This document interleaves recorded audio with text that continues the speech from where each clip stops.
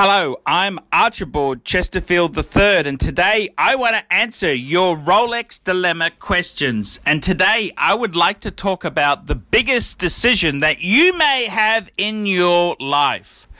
The Rolex GMT ceramic versus the Rolex GMT pre-ceramic.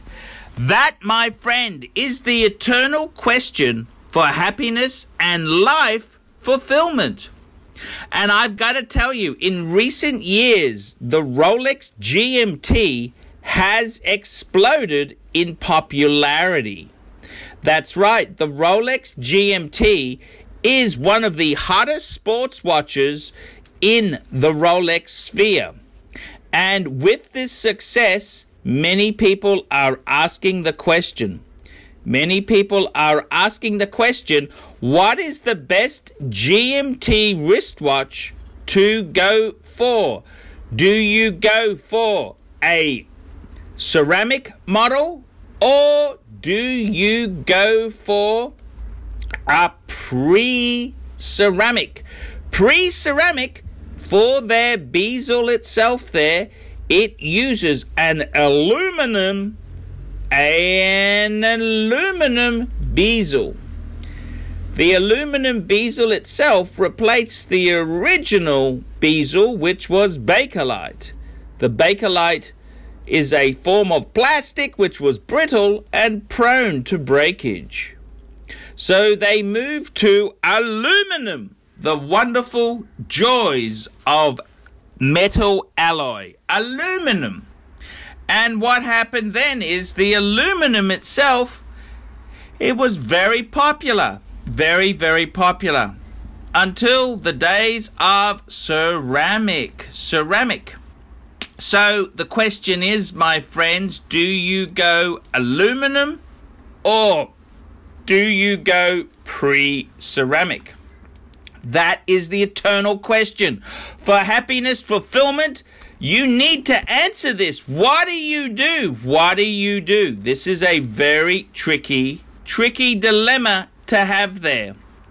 And the answer is, there is no easy one-size-fits-all solution. This is tricky. This is Richard Nixon Dickey tricky stuff. This is very, very tricky. So let's answer the question, what is the greatest way to go? So I would start firstly by saying one of the all-time favorite GMTs is the pre-ceramic. We get something called the Pepsi. The Pepsi is called the Pepsi for the blue and red bezel on the GMT. This is the classic icon. Rolex has immortalized the Pepsi by releasing it only in ceramic in 18K white gold. Big bucks. If we want the Pepsi look, we got to spend the money, the moolah, the cash, the bitcoins. So the Pepsi has gone through the roof. The pre-ceramic aluminum Pepsi have that look without the excess and without the delicacies of 18K white gold for a lot less coin. The aluminum bezel was available in a few variations. There was black. There was Pepsi, which was the blue and red. And there was also the Coke, which was red and black. So there were a few clear choices in the range there. When Rolex went to ceramic bezels, they did a few interesting things. They released the stainless steel version of the GMT They released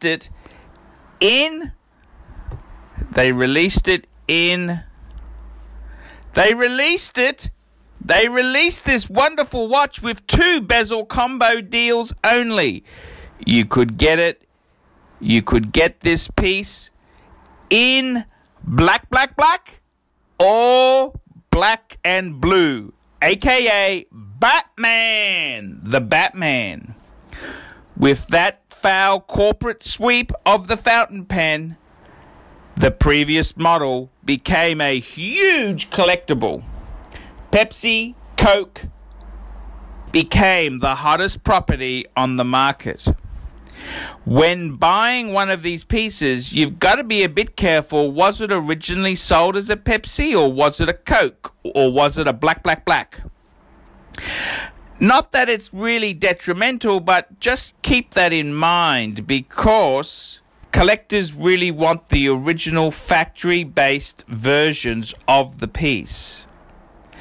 The Rolex GMT itself there encompasses quite a few models. You've got the Rolex GMT, the Rolex GMT2, you've got plastic versions, sapphire versions, pre-ceramic and ceramic versions. There's so many damn choices. That leads us to the next version, which was the ceramic version. And the ceramic version itself there was a huge popular windfall. The GMT used to be quite soft. It was kind of the, how would you put this? It was kind of the, how would I put this nicely? It was the dog in the Rolex sports range. In fact, the Rolex Explorer 2 was far more popular than the Rolex Explorer 2 was far more popular than the Rolex GMT. In fact, there was a time that the Rolex Explorer 2 was far more desirable and wanted than the GMT itself. That's correct. Fashion is very fickle. Fashion fickle. That's correct. Fashion has been extremely fickle. So in recent times itself there, the fashion for these pieces has been really quite extraordinary. And what is the answer? What do I believe is the great watch to get? Would I go for ceramic or pre-ceramic? Well, there's many advantages with the ceramic. We've got the updated case. We've got the polished center link. We've got ceramic bezel itself, which seems to have a bigger presence, even though the size of the watch has stayed the same. We have the improved clasp on the bracelet. The bracelet has been greatly improved on the ceramic models. No more rattlesnakes. However,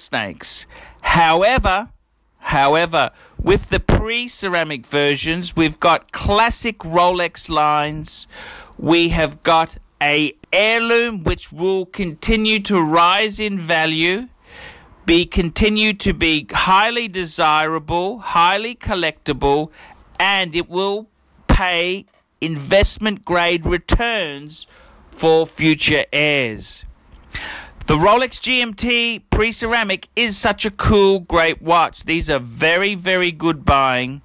They are a usable, collectible sports Rolex, which can only continue to rise in price.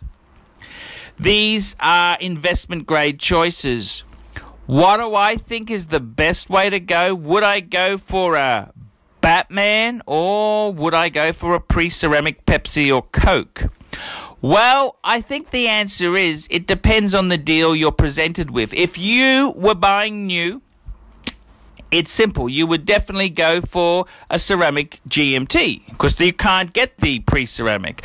But if you had a choice and you found yourself with a really good condition GMT watch, pre-ceramic, I think long-term wise, the pre-ceramic will outshine the ceramics. That's correct. They aren't making any more pre-ceramic GMTs, my friend. They aren't making any more.